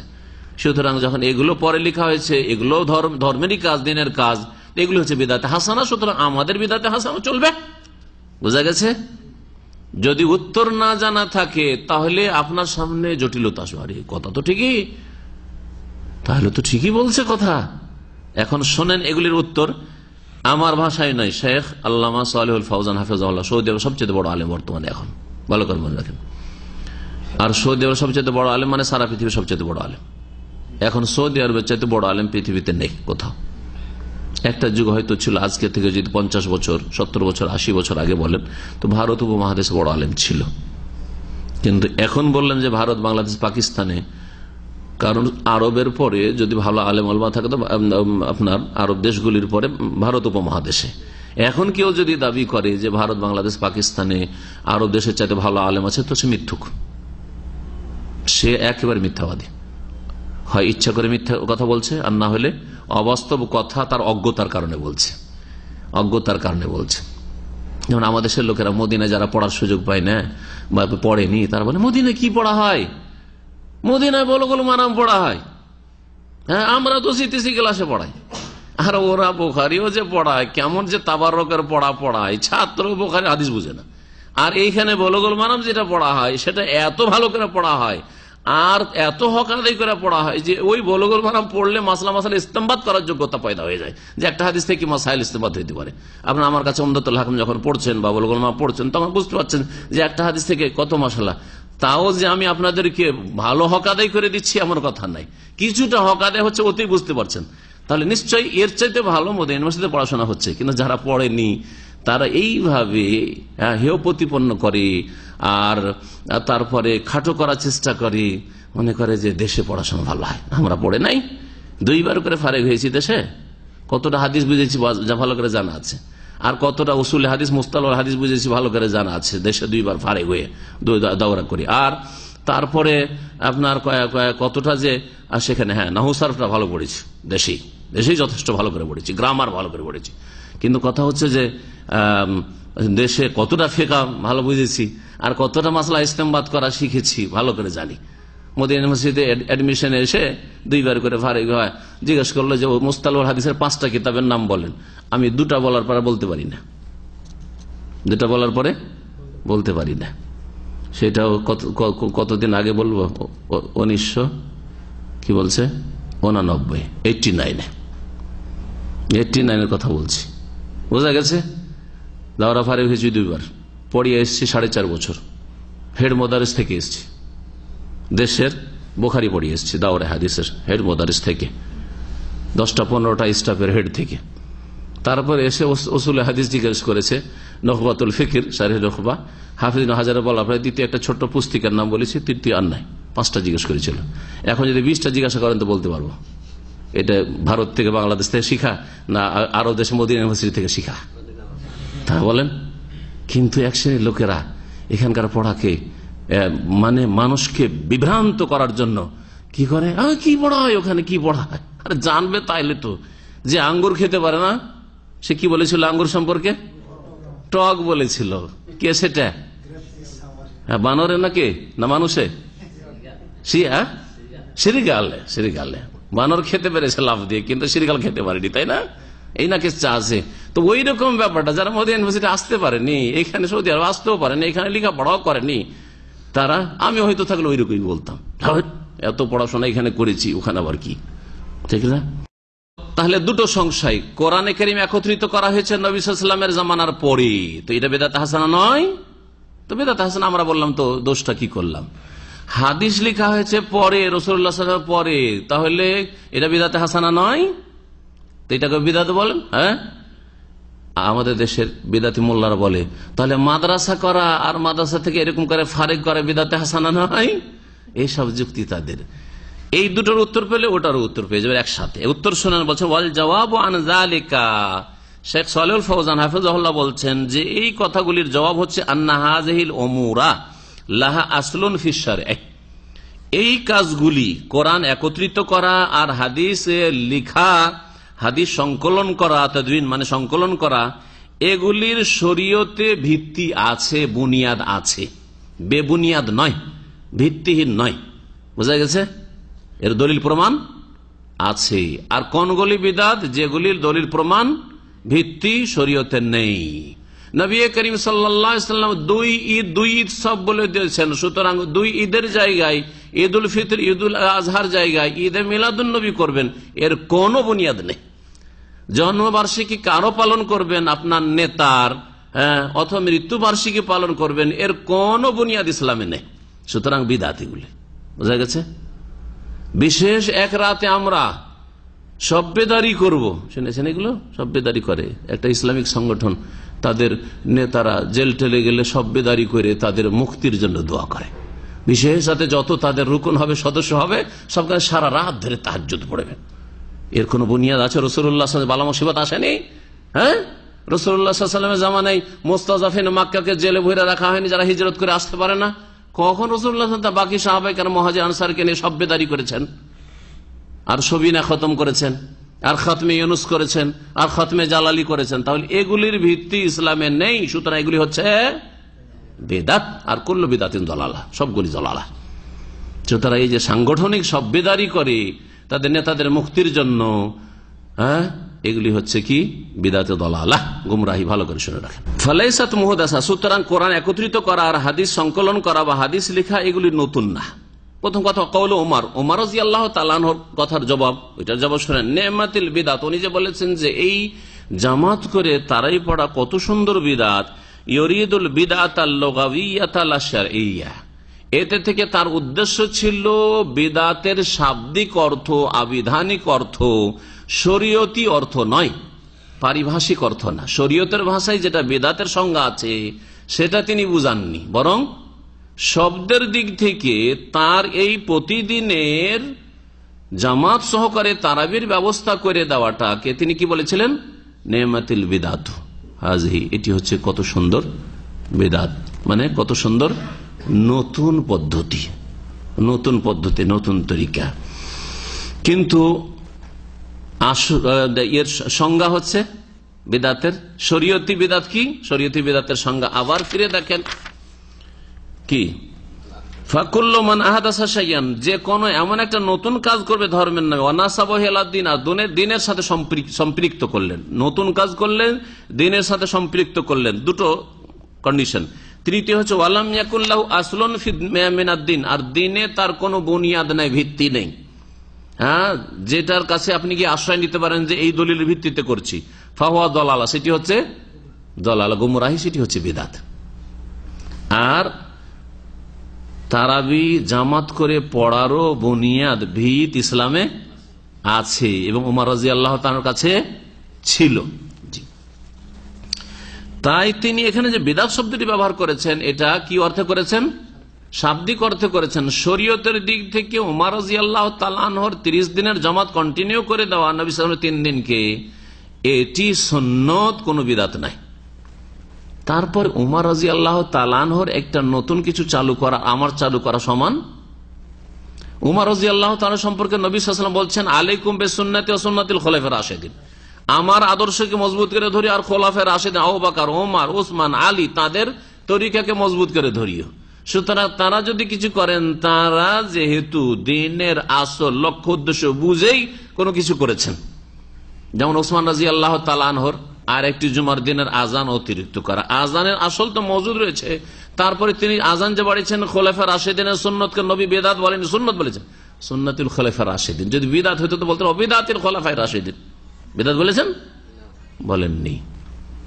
কিন্তু ওই কাজটি যদি আমি করি, যে ইসলামী সেন্টারে আলোচনায় আসার জন্য লোকজন আসতে একটু বিলম্ব করেছে, তো এটা আজান দিয়ে ওই দিন চলবে আমার জন্য, কারণ শেখ সারিয়ার বকরির নেদি, বোঝা গেছে?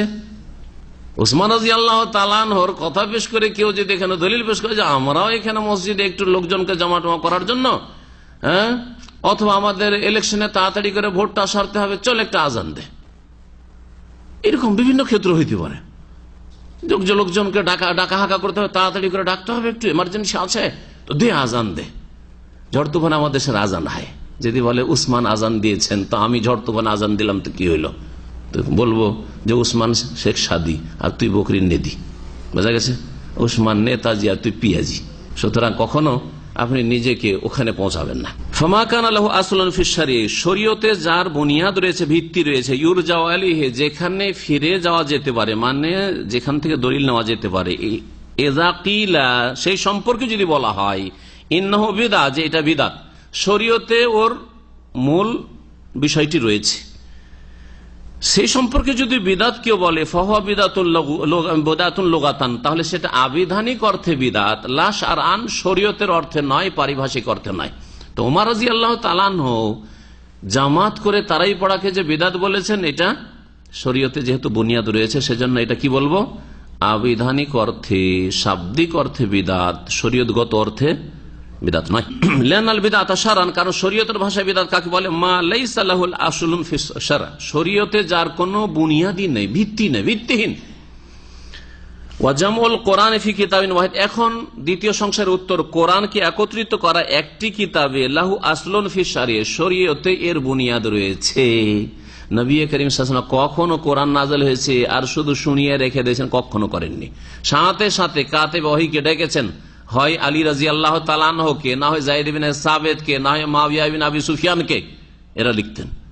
হ্যাঁ, ডেকে বলতেন যে উকতুবু আল আয়া কাযা ফি সূরাতে কাযা ফি মাকানে কাযা, এই আয়াতগুলিকে বা এই আয়াতটিকে অমুক সূরাতে লিখো, অমুক সূরার অমুক আয়াতের পরে লিখো।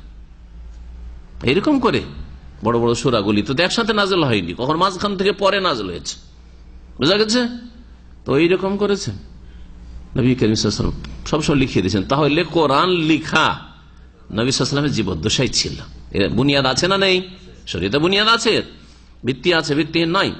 লিআন্না নবী সাল্লাল্লাহু আলাইহি ওয়াসাল্লাম কানা ইয়ামুরু বিকিতাবাতিল কোরআন, কারণ নবী করিম সাল্লাল্লাহু আলাইহি ওয়াসাল্লাম কোরআন লিখা নির্দেশ দিতেন, লিখিয়েও দিতেন আর নির্দেশও দিতেন। সহিহ মুসলিম হাদিস হয়েছে, লা তাকতুবু আন্নি গায়রাল কোরআন, আমার থেকে কোরআন ছাড়া অন্য কিছু লিখিও না। হাদিস কেউ কেউ লিখতে চাইতেন, তখন নবী সাল্লাল্লাহু আলাইহি ওয়াসাল্লাম ব্যাপক হারে হাদিস লিখতে নিষেধ করেছেন। এক দুটো সাহাবীকে মাঝে মধ্যে লিখিয়ে দিয়েছেন, বা কেউ লিখতে চাইছে লিখে দিতে বলেছেন, কিন্তু ব্যাপক হারে হাদিস লেখাটা বারণ ছিল কোরআন নাযিল হওয়ার জামানায়। কেন? কারণ সাধারণ অশিক্ষিত মানুষ, সাহাবায়ে কেরামদের জামানায় শিক্ষিত লোক ছিল না, আমরা অনেকে বুঝতে পারি না। আজকাল অনেকেই একটা সাধারণ দোয়া, বানানো দোয়া, অথবা নবী সাল্লাল্লাহু আলাইহি ওয়াসাল্লাম হাদিসকে বলে যে এটা কোন আয়াত। আমার কাছে মাঝে মাঝে প্রশ্ন আসে যে শেখ এটা কোন আয়াত? আমি বললাম ভাই এটা আয়াত না, এটা হাদিস। তাহলে বুঝতে পারছেন না যে এটা আয়াত না হাদিস? ভালো আলেম হলে বোঝা যাবে, ভালো আলেম হাফেজ, আর হাফেজ নাও যদি হয় আর ভালো আলেম হয়, তাহলে ভাষার অলংকার সম্পর্কে যদি জানা থাকে, কোরআনে কারীমের অলংকার হচ্ছে সবচেয়ে উচ্চ অলংকার, আর তারপরে 2 নম্বরে উচ্চ অলংকার রাসূলুল্লাহ সাল্লাল্লাহু আলাইহি ওয়াসাল্লাম হাদিসের, তারপরে সাধারণ লোকের সাহিত্যিক ভাষা। তাহলে সাহিত্য থেকে হাদিস পার্থক্য করতে পারবে একজন লোক ভালো যদি আরবির পণ্ডিত হয়, তাহলে অনারব হইলেও এরকম কোরআনের আয়াত না হাদিস পার্থক্য করতে পারবে, বুঝতে পারবে, যারা বালাগাতের সাবজেক্ট ভালো করে পড়া আছে, ভালো করে পড়া আছে। জি, এবং কোরআন এবং হাদিস সম্পর্কে জ্ঞান আছে, চর্চা আছে। শুধু বালাগাত পড়া থাকলে আবার হবে না, কোরআন হাদিসের সম্পর্কে জানা আছে, ওদের বুঝতে পারবে। তো কোরআন লিখার জামানায় হাদিস লেখা এই জন্য নিষেধ ছিল, যাতে করে মানুষ ভুল বুঝে কোরআনকে হাদিসে না ঢুকিয়ে দেয়, আর হাদিস কোরআনের অংশে না ঢুকিয়ে দেয় যে এটাও আয়াতে কোরআনই, বড় গুমরাই হয়ে যাবে। কোরআন লেখা নির্দেশ দিতেন নবী সাল্লাল্লাহু আলাইহি ওয়াসাল্লাম, লাকিন কানা মাকতুবান মুতাফাররিকান, পার্থক্য এই ছিল পরের কোরআন লেখা, সাহাবায়ে কেরামদের, আবু বকর বা উসমানের কোরআন লেখা আর রাসূলুল্লাহ সাল্লাল্লাহু আলাইহি ওয়াসাল্লামের কোরআন লেখাতে, যে কোরআন নবী সাল্লাল্লাহু আলাইহি ওয়াসাল্লামের জামানায় লেখা ছিল বিচ্ছিন্ন ভাবে। কেউ কিছু সূরা লিখে রেখেছে, কেউ কিছু আয়াত লিখে রেখেছে, কেউ কিছু সূরা লিখে রেখেছে, কারো কাছে কিছু লেখা আছে, কারো কাছে কিছু লেখা আছে, এইরকম। লিআন্না নবী সাল্লাল্লাহু আলাইহি ওয়াসাল্লাম ফাজামাহু সাহাবা, সাহাবায়ে কেরামরা কি করলেন রাদিয়াল্লাহু আনহুম, সবগুলিকে একত্রিত করলেন। বিভিন্ন সাহাবায়ে কেরামদের কাছে ছড়িয়ে ছিটিয়ে আছে কোরআনের বিভিন্ন অংশ, সবগুলিকে একত্রিত করলেন ফি মুসহাফিন ওয়াহিদিন, একটি কপিতে, একটি মুসহাফে। কোরআনের কপিকে মুসহাফ বলা হয়। হেফজান লাহু, তার সুরক্ষার উদ্দেশ্যে, তার সুরক্ষার হেফাজতের উদ্দেশ্যে। কারণ এরকম ছড়িয়ে ছিটিয়ে থাকলে কোথাও ঘাটতি হয়ে যেতে পারে, কোথাও কারো স্মৃতি থেকে নেমে যেতে পারে যে কোরআনের আরো কিছু আয়াত বাকি আছে, ভালো ভালো লোক ভুলে যেতে পারে। তারাবির সম্পর্কে উত্তর আরো বলছেন অতিরিক্ত, তারাবি কাদ সাল্লাহ ওয়া তারাবি কাদ সাল্লাহ নবী সাল্লাল্লাহু আলাইহি ওয়াসাল্লাম, নবী করিম সাল্লাল্লাহু আলাইহি ওয়াসাল্লাম কয়েক রাত সাহাবায়ে কেরামদেরকে নিয়ে তারাবি পড়েছেন জামাত করে, তা ছিল 3 রাত।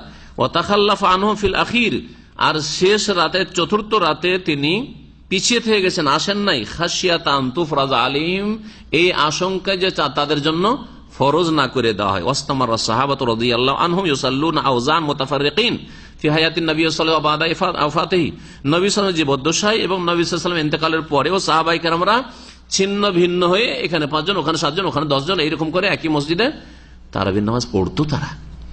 ইলা আন জামাআহুম উমর ইবনে খাত্তাব রাদিয়াল্লাহু আনহু আলা ইমামিন ওয়াহিদ, এমনকি উমর ইবনে খাত্তাব রাদিয়াল্লাহু তার খেলাফত আমলে এক ইমামের পেছনে সবাইকে একত্রিত করে দেন এক জামাতে। কামা কানু খালফান নবী, যেমন তারা 3 দিন নবী সাল্লাল্লাহু আলাইহি ওয়াসাল্লামের পিছনে এক জামাতে নামাজ পড়েছে। ওয়ালাইসা হাযা বিদআ ফিদ্দীন, এটা ধর্মে বিদআত হইল না, কারণ নবী সাল্লাল্লাহু আলাইহি ওয়াসাল্লাম জামাত করে পড়ে দিয়েছেন। এখন হাদিস লিখার বিষয়টি, হাদিস বুখারী অনেক পরে লেখা হয়েছে, তোমরা হাদিস কোথায় কেন এইভাবে করছো, মুখে মুখে রাখো। হ্যাঁ, এরও উত্তর বলছেন যে এরও শরীয়তে বুনিয়াদ রয়েছে, ভিত্তি রয়েছে, ভিত্তিহীন নয়। ও কিতাবাতুল হাদিস আইজান লাহা আসলুন ফি শারআ, হাদিস লিখারও ভিত্তি রয়েছে, প্রমাণ রয়েছে শরীয়তে। ফাকাদ আমারা নবী সাল্লাল্লাহু আলাইহি ওয়াসাল্লাম কিতাবাতে বাযিল আহাদিস লিবাজ আসহাবি, কিছু কিছু হাদিস লিখার হুকুম দিয়েছেন নবী করিম সাল্লাল্লাহু আলাইহি ওয়াসাল্লাম কিছু কিছু সাহাবায়ে কেরামদেরকে, কোন কোন সাহাবায়ে কেরামকে। যেমন আবু শাহ বলে একজন আসলেন, আসার পরে নবী সাল্লাল্লাহু আলাইহি ওয়াসাল্লামের খুতবা শুনলেন আপনার হজের মাঠে, তারপরে বললেন যে উকতুবলি ইয়া রাসূলুল্লাহ, তখন নবী সাল্লাল্লাহু আলাইহি ওয়াসাল্লাম বললেন, আবু শাহ ইয়ামান দেশ থেকে এসেছেন, বললেন উকতুবুলি আবি শাহ, সাহাবাদেরকে বলে যারা লিখতে জানতেন যে আবু শাহকে লিখে দাও। তারপরে আবু হুরায়রা আব্দুল্লাহ বিন উমর দুজনে বলছেন যে আমার চাইতে বেশি ওনার হাদিস কেন, ফাইন্নাহু কানা ইয়াকতুবু ওয়া আনা লা আকতুবু। আবু হুরায়রা বলছেন যে আব্দুল্লাহ বিন উমর তিনি লিখতেন আর মুখস্থ করতেন, আর আমি শুধু মুখস্থ করতাম, আর সেই জন্য তার হাদিস বেশি। এটা তার ধারণা, কিন্তু পরে ক্যালকুলেশন করে হিসাব করে দেখা গেল যে সবচেয়ে বেশি হাদিস বর্ণনাকারী 5000-এর বেশি হাদিস বর্ণনাকারী আবু হুরায়রা, আর তারপরে আব্দুল্লাহ বিন উমর, তারপরে আয়েশা রাদিয়াল্লাহু আনহা। আয়েশা রাদিয়াল্লাহু আনহা থেকে বর্ণিত হাদিস রয়েছে প্রায় 2000-এর বেশি। নবী করিম সাল্লাল্লাহু আলাইহি সাল্লাম কিছু হাদিস লিখে দিতে বলেছেন মাঝে মধ্যে কিছু সাহাবায়ে কেরামদেরকে। লাম্মা তালাবা মিনহু যালিকা ওয়া লাম্মা তুলিয়া মিনহু যালিকা, যখন নবী সাল্লাল্লাহু আলাইহি সাল্লাম থেকে তলব করা হয়েছে আমাকে এটা লিখে দেন বা এটা আমি লিখে নেব। ওয়া কানা আবু হুরায়রা রাদিয়াল্লাহু আনহু ইয়াকতুবুল হাদিস ফি আহদিন নবী সাল্লাল্লাহু আলাইহি ওয়াসাল্লাম, আবু হুরায়রা রাদিয়াল্লাহু আনহু লিখতেন, শেখ লিখছেন আবু হুরায়রা, কিন্তু এটা একটু কনফার্মে দেখতে হবে। আমি যেটা জানি সেটা আব্দুল্লাহ বিন উমর সম্পর্কে তিনি বলছেন ফাইন্নাহু কানা ইয়াকতুবু ওয়ালা, যাই হোক আবু হুরায়রা অথবা আব্দুল্লাহ বিন উমর লিখতেন। ওয়া কানাল মাহজুরু মিন কিতাবাতি বিসিফাতিন আম্মা ফি আহদিহি, নবী করিম সাল্লাল্লাহু আলাইহি ওয়াসাল্লামের আমলে জীবদ্দশায় ব্যাপক হারে হাদিস লিখার চর্চা ছিল না। কেন? খাশিয়াতা ইয়াখতালাতাল কুরআন মা লাইসা মিনহু, এই আশঙ্কায় যে কোরআন যেন এমন কিছুর সাথে মিশে না যায়, একাকার না হয়ে যায় যা কোরআন নয়, মানে হাদিসের সাথে একাকার না হয়ে যায়, আর বুঝতে পারছেন না যে এটা কোরআনের আয়াত না, এটা হাদিসের রাসূল। এই ভয়ে হাদিস লেখা ব্যাপক হারে নিষেধ ছিল। লা তাকতুবু আন্নী গায়রাল কুরআন, কোরআন ছাড়া তোমরা আমভাবে এইভাবে লিখিও না। ফালাম্মা তুফিয়া সাল্লাল্লাহু আলাইহি ওয়াসাল্লাম, নবী সাল্লাল্লাহু আলাইহি ওয়াসাল্লাম ইন্তেকাল করে গেলেন, ইনতাফা হাযাল মাহজুর, তখন এই আশঙ্কা দূর হয়ে গেল, তারাবি আর ফরজ হওয়ার ওহী নাযিল হবে, জিবরাইল আর ওহী নিয়ে আসবেন না, ওই আশঙ্কা দূর। তারপরে কোরআন আর হাদিস একাকার হবে না, কারণ কোরআন কমপ্লিট হয়ে গেছে নাযিল, আর ওহী আসবে না, এরপরে যেগুলি চর্চা করছে এগুলি হচ্ছে হাদিস। এই আশঙ্কা যদুন লিআন্নাল কোরআন কাদ তাকামালা, কারণ কোরআন সম্পূর্ণ হয়ে গেছে নাযিল হওয়া। ওয়া যুবিতা ক্বাবলা ওয়াফাতি সাল্লাল্লাহু আলাইহি ওয়াসাল্লাম, নবী সাল্লাল্লাহু আলাইহি ওয়াসাল্লাম ইন্তেকালের আগেই তা লিপিবদ্ধ করে দেওয়া হয়েছে। ফাদাওয়ার আল মুসলিমুনা হাদিসা বাদা যালিক হিফজাল্লাহু মিন আদ-দিয়া, তারপরে মুসলিমরা হাদিস সংকলন করা শুরু করলেন বিনষ্ট হওয়া বা শেষ হয়ে যাওয়া থেকে সুরক্ষার উদ্দেশ্যে, যাতে করে হারিয়ে না যায় বা হাতছাড়া না হয়ে যায়। ফাজাযাহুমুল্লাহু আনিল ইসলাম ওয়াল মুসলিমিন খায়রা, সুতরাং আল্লাহ পাক রব্বুল আলামিন মুসলিম তাবেঈন যারা হাদিসের কিতাবের আকারে, পুস্তিকার আকারে লেখা শুরু করেছেন তাবেঈনদের জামানায়, তাবেঈনদের জামানায়, এবং তারপরেও মুহাদ্দিসিনে কেরাম তাদেরকে যেন ইসলামের পক্ষ থেকে আর মুসলিম উম্মার পক্ষ থেকে উত্তম প্রতিদান আল্লাহ পাক দান করেন। হাইসু হাফিজু কিতাব রাব্বিহিম, কারণ তারা তাদের রবের কিতাবের হেফাজত করেছেন। সাহাবায়ে কেরামরা যে কোরআনের মুসহাফ বানিয়ে একসাথে একটা কপি বানিয়ে ওসমান রাদিয়াল্লাহু তাআলা বড় বড় শহরগুলিতে 5 কপি পাঠিয়ে দিয়েছেন। ও সুন্নাতে নবীহিম সাল্লাল্লাহু আলাইহি ওয়াসাল্লাম মিন আদ-দিয়া, এবং নবী সাল্লাল্লাহু আলাইহি ওয়াসাল্লাম সুন্নতকেও তারা হেফাজত করেছেন তা বিনষ্ট হওয়া থেকে। ও আবাসিল আবেসিন, আর যারা এই নিয়ে ছিনিমেনে খেলা করতে পারে তাদের অনিষ্ট থেকে রক্ষার জন্য। এখানে আমাদের আলোচনা আজকের শেষ হলো। আর আশা করি বিদাত বুঝা সম্পর্কে, বেদাত সম্পর্কে যেসব সংশয় হয়ে থাকে সে সম্পর্কে আজকের আলোচনা অনেকটা যথেষ্ট। শাইখের কিতাব আকিদাতুত তাওহীদ থেকে আল্লাহ পাক যেন আমাদেরকে হক কথা বুঝার তৌফিক দান করেন এবং হক কথা মানার তৌফিক দান করেন, সুন্নতের অনুসারী হওয়ার তৌফিক দান করেন, বিদআত থেকে বেঁচে থাকার তৌফিক দান করেন। ওয়া সাল্লাল্লাহু আলা নবিয়িনা মুহাম্মদ ওয়া আলা আলিহি ওয়া সাহবিহি আজমাইন। ধর্মের নামে নতুন করা হয়েছে, নতুন করা হয়েছে, তাহলে এতে দুটো কথা। একটা হচ্ছে যে মা উহদিসা, যা নতুন করা হয়েছে, নৌসেবা ইলাদ্দিন, এবং দিনের সাথে সম্পৃক্ত করা হয়েছে, মানে ধর্মের নামে। 3 নম্বর হচ্ছে যে ওয়ালাম ইয়াকুন লাহু আসলুন ফিশ শরিয়ত, শরীয়তে যার কোনো ভিত্তি নেই, বুনিয়াদ নেই। শরীয়তে যদি বুনিয়াদ থাকে তাহলে করা যেতে পারে। যেমন আপনি দোয়া করবেন, দোয়ার শরীয়তে ভিত্তি আছে না নেই? এখন দোয়ার জন্য প্রত্যেকের যখন দোয়া করবেন নবী সাল্লাল্লাহু আলাইহি ওয়াসাল্লাম ওই সময় দোয়া করেছেন কিনা এটা জানতে হবে। আপনি যদি একা একা করেন, কোন একটা ফর্মালিটি না দিয়ে, কোন একটা নতুন তরিকা আবিষ্কার না করে, তাহলে যে কোনো সময় দোয়া করতে পারেন। দাঁড়িয়েও দোয়া করতে পারেন, বসেও করতে পারেন, আর শুয়েও করতে পারেন। না পারেন না? বিছানায় শুয়ে আছেন, ঘুম আসে না, দোয়া করতে পারেন না? পারেন না? হ্যাঁ, লিফটে নামছেন, দোয়া করতে পারেন না? পারেন না? কেউ যদি বলে যে লিফটে তুমি দোয়া করবে, এর দলিল দাও, তো করতে দিবেন আপনি? বলে আসলে শরীয়তে দোয়া করা আছে নির্জনে, আর নির্জনে দোয়া করলে বেশি ইখলাস আসবে। হ্যাঁ, লিফটের মধ্যে দোয়া করা আমাকে দলিল দিতে হবে না, কিন্তু দলিল আসলে মজুদ আছে শরীয়তে, বোঝা গেছে। কিন্তু যখন ওইটাকে একটা খাস একটা তরিকাতে নিয়ে চলে আসবেন যে আমরা এখন একসাথে দোয়া করব, সম্মিলিত, তখন এই সম্মিলিত বলেন এর আসল যেহেতু শরীয়তে মজুদ নেই, সুতরাং সম্মিলিত দোয়া না। আর সম্মিলিত একজন দোয়া করে বাকিরা আমিন আমিন বলবো, এই রকমের তরিকা যেহেতু নেই, সুতরাং আমরা আমভাবে এটা করব না। তবে নবী করিম সাল্লাল্লাহু আলাইহি ওয়াসাল্লাম ইস্তিসকা, পানি চাওয়ার দোয়াতে করেছেন, পানি চাওয়া ইস্তিসকার ক্ষেত্রে করতে পারেন। খুতবাতে নবী সাল্লাল্লাহু দোয়া করেছেন, সাহাবায়ে কেরামরা হাত উঠিয়েছেন, সুতরাং ওই ক্ষেত্রে করতে পারেন। বা নবী সাল্লাল্লাহু আলাইহি ওয়াসাল্লাম হাত উঠিয়ে ইস্তিসকা দোয়া করেছেন, করতে পারেন ওই ক্ষেত্রে। কিন্তু অন্যান্য দোয়ায় খুতবায় খতিব দোয়া করছে আর সাধারণ লোকেরা হাত উঠিয়ে দিচ্ছে, যে কোনো দোয়ার ক্ষেত্রে এটা জায়েজ নয়, বিদআত এটা, বুঝছেন না? জি। তো আসল দোয়া মওজুদ আছে। ইউনূস আলাইহিস সালামের দোয়া মওজুদ আছে কিনা, এর শরীয়তে বুনিয়াদ আছে, এটা আপনি করবেন। দিনে যদি হাজার হাজার বার পড়ে যান, সারা দিন ধরে পড়তে থাকেন, নিষেধ আছে? কিন্তু যদি বলেন যে আমি এক মজলিসে বসবো আর বুট চানা নিয়ে বসবো, বা পাথর কঙ্কন নিয়ে বসবো, হ্যাঁ, বা তসবিহ দানা নিয়ে বসবো আর সোয়া লাখ বাল পড়বো, যার নাম হবে খতমে ইউনূস, তাহলে বিদআত। কারণ আপনি একটা নতুন তরিকা আবিষ্কার করলেন। আব্দুল মাসউদ আবু মুসা আশারী যে ওই যে প্রথম বিদআতীদেরকে দেখেছিলেন, ওই খারেজিগুলিকে, যারা পরে খারেজি হয়ে সব মরেছে নাহাওয়ান্দের যুদ্ধে, ওই কুফার মসজিদে ভোর রাত্রে বসে বসে এক মরবি বলছে 100 বার সুবহানাল্লাহ বলো, সাব্বিহু মিয়া, বলছে কাব্বিরু মিয়া, আল্লাহু আকবার 100 বার বলো, হাল্লেলু মিয়া, লা ইলাহা ইল্লাল্লাহ 100 বার করে বলো। এগুলো হচ্ছে বিদআত। কিন্তু আপনি বলতে থাকেন সারাদিন, লা ইলাহা ইল্লাল্লাহ বলতে থাকেন, একে একে সারাদিন সুবহানাল্লাহ বলতে, সারাদিন আপনি আলহামদুলিল্লাহ বলতে থাকেন, কোনো অসুবিধা নেই। এবার বুঝেছেন? তাহলে শরীয়তে যতটা আসল বুনিয়াদ আছে, ওই আসলের ভিত্তি করে যতটা করা আর অনুমতি শরীয়ত আছে করবেন। কিন্তু এটাকে যখন নতুন কিছু তরিকা দেবেন, তখন আবার বিদআতের রূপ ধারণ করবেন। জিকিরের ক্ষেত্রে বা দোয়ার ক্ষেত্রে সম্মিলিত জিকির, দরুদ সবসময় পড়তে থাকেন, অসুবিধা নেই। কিন্তু সম্মিলিত দরুদ, এই সম্মিলিত লাগালেন তখন বিদআত শুরু হইল। হ্যাঁ, অথবা সুর ধরে একবারে দরুদ, সুর ধরে দরুদ, বোঝা গেছে? তো এইরকম যখন এগুলো করবেন নবী সাল্লাল্লাহু আলাইহি ওয়াসাল্লাম, সাহাবারা এরকম করেননি যে সুর ধরে আল্লাহুম্মা ধরিয়ে দেবে। জি। এই যে মাদ্রাসার কথাটা বলা দরকার। মাদ্রাসা শিক্ষা প্রতিষ্ঠান তৈরি করা, মাদ্রাসা হোক অথবা ইসলামিক ইউনিভার্সিটি হোক। নবী সাল্লাল্লাহু আলাইহি ওয়াসাল্লাম ইসলামিক ইউনিভার্সিটি ছিল না, এই যে বলছে বিদআতীরা, তো এটা বিদআত নয়? হ্যাঁ, আসল মওজুদ। আসল কি? দারুল আরকাম রয়েছে, তারপরে মদিনা মসজিদ নয়, মসজিদে নবী কি ছিল না বলেন? পার্লামেন্ট ছিল না, সুপ্রিম কোর্ট ছিল না, ওখান থেকে চোরের হাত কাটার ফয়সালা হইতো, জেনাকারী রজমের ফয়সালা হইতো না? হইতো না? আর ওখান থেকে সিদ্ধান্ত জেহাদের জন্য তো পার্লামেন্ট ওইটা। হ্যাঁ, এখন কেউ বলতে দেশে পার্লামেন্ট করা বিদআত, বলছে তো গুমরাহ, তুমি জাহেল, বুঝো না। নবী সাল্লাল্লাহু আলাইহি ওয়াসাল্লামের জামানায় যতটা মানুষের কাছে ক্যাপাসিটি ছিল জনসংখ্যার দিক থেকে, যেমন তেমনি আর্থিক যোগ্যতার দিক থেকে, তাতে দেখা যেত যে মসজিদে এই সবগুলি সমস্যার সমাধান যথেষ্ট। মসজিদকে সুপ্রিম কোর্ট কাজে ব্যবহার করা যেতে পারে, মসজিদকে পার্লামেন্টের কাজে ব্যবহার করা যেতে পারে, মসজিদকে থানার ক্ষেত্রে ব্যবহার করা যেতে পারে, মসজিদ জেলখানা। নবী সাল্লাল্লাহু আলাইহি ওয়াসাল্লাম জেলখানা কোথায় ছিল? কেন বদরে কয়েদিগুলো কেন বেঁধে রাখা হয়নি?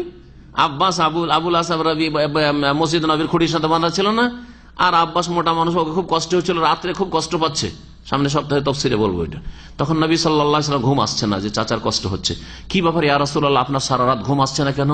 বলছে দেখো তো আমার চাচার খুব আওয়াজ আসছে বলে আমি মানে পেরেশান রয়েছি, আর আমার ঘুম আসতে চাইছে না।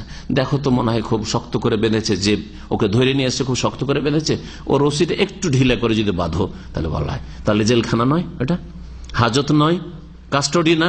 হ্যাঁ, সব মসজিদে তখন এসব সম্ভব ছিল। নবী সাল্লাল্লাহু আলাইহি ওয়াসাল্লামের দর্স তালিম কোথায় হতো? মসজিদেই হতো। তাহলে সেটা মাদ্রাসাও ছিল, হ্যাঁ, সেটা কলেজ ইউনিভার্সিটিও ছিল, সেখানে উচ্চ লেভেলের শিক্ষা দেওয়া হয়তো, আর পেশাব পায়খানার আদব কায়দাও শেখানো হইতো, আকীদাও শেখানো, সব শিখাইতে হইতো না, হইতো না? তাহলে সব কাজে আসতো মসজিদে নবী। এখন কি মসজিদে এতগুলি কাজ সারা সম্ভব? সম্ভব নয়। যখন সম্ভব নয় তখন আরো কিছু ঘর তৈরি করার প্রয়োজন পড়ল, আর আমাদের কাছে যোগ্যতাও আছে, হ্যাঁ, আর এর জন্য দিনে ভিত্তি আছে। ইসলামী প্রতিষ্ঠান তৈরি করা, ইসলামী শিক্ষার ব্যবস্থা করার প্রমাণ আছে, পার্লামেন্ট তৈরি করার প্রমাণ আছে, মানে পার্লামেন্টে যে কাজগুলি হয় সেগুলি করার জন্য। সুতরাং মসজিদ থেকে ভিন্ন করে যদি পার্লামেন্ট তৈরি করা হয়, সুপ্রিম কোর্ট তৈরি করা হয়, থানা তৈরি করা হয়, সিজন জেল তৈরি করা হয়, অথবা মসজিদ মাদ্রাসা তৈরি করা হয়, কলেজ ইউনিভার্সিটি তৈরি করা হয়, ইসলামিক ইউনিভার্সিটি, তো শরীয়তের ভিত্তি আছে না? নেই। সুতরাং এগুলি বিদআত, যদিও ধর্মীয় কাজ এগুলি, কিন্তু এগুলো বেদাত নয়, এগুলি বিদআত নয়, কারণ নবী সাল্লাল্লাহু আলাইহি ওয়াসাল্লাম জামানায় ছিল। আল্লাহর একটা গজব শিয়াদের উপরে, শোনেন, শিয়াদের মধ্যে কোনো হাফেজ নেই। আল্লাহ যেহেতু কোরআনে বিশ্বাসী নয়, তার আস্থাশীল নয়, সেই জন্য কোরআনের হাফেজ শিয়াদের মধ্যে নেই, আল্লাহ ওদেরকে হাফেজ দেননি। আর একটা কথা, আর এটা যারা ওদের সাথে চলাফেরা করে রাত দিন তাদের কথা, শিয়ারা যতদিন নাবালক থাকে ততদিন চেহারা মোটামুটি মানুষের চেহারার মতো থাকে, আর সাবালক হলে তাদেরকে আবু বকরকে কাফের ঘোষণা করতে হয়, উমরকে কাফের ঘোষণা করতে হয়, উসমানকে কাফের ঘোষণা করতে হয়, সাহাবায়ে-কেরামকে কাফের ঘোষণা করতে হয়, যার ফলে আল্লাহর এমন গজব পড়ে চেহারা পড়ে, যে চেহারা বিকৃত, আল্লাহর গজবের চেহারা হয়। বিকৃত চেহারা দেখলে বোঝা যায় যে মানুষ চেহারা আছে, বরকতহীন চেহারা আছে। কারণ নাবালক পর্যন্ত আল্লাহ মাফ করেন, আর ততদিন পর্যন্ত ওগুলো বুঝেও না, জানেও না, মোকাল্লাফ না শরীয়তের। কিন্তু মোকাল্লাফ হওয়ার পরে যখন ইসলাম বিরোধী কাজ করে, আর আল্লাহ যাদের সম্পর্কে বলছেন আমি রাজি, বলছেন না আমরা রাজি নাই, তখন তাদের চেহারার উপর আল্লাহর গজব পড়ে। আল্লাহ হেফাজত করে। আলহামদুলিল্লাহ বলেন, আমি তো আলহামদুলিল্লাহ বলি। শারীরিক অসুস্থ ব্যক্তিকে দেখে যতটা আলহামদুলিল্লাহ বলি, তার চেয়ে বেশি আলহামদুলিল্লাহ বলি শিরক বিদআতকারী আর গোমরাহ ফিরকার লোককে দেখলে। আলহামদুলিল্লাহ, আল্লাহ পাক অন্তত এই গুমরাহি থেকে বাঁচিয়েছেন। শরীর সুস্থ থাক আর নাই থাক কয়দিনের দুনিয়া, তারপরে তো জান্নাতের রাস্তায় আছি ইনশাআল্লাহ। আল্লাহ পাক যেন আমাদের সকলকে জান্নাতের পথে রাখেন এবং জান্নাতের ফিরদৌস দান করেন। আলহামদুলিল্লাহ রাব্বিল আলামিন। সুবহানাকাল্লাহুম্মা ওয়া বিহামদিকা আশহাদু আল্লা ইলাহা ইল্লা আনতা আস্তাগফিরুকা ওয়া আতুবু ইলাইক।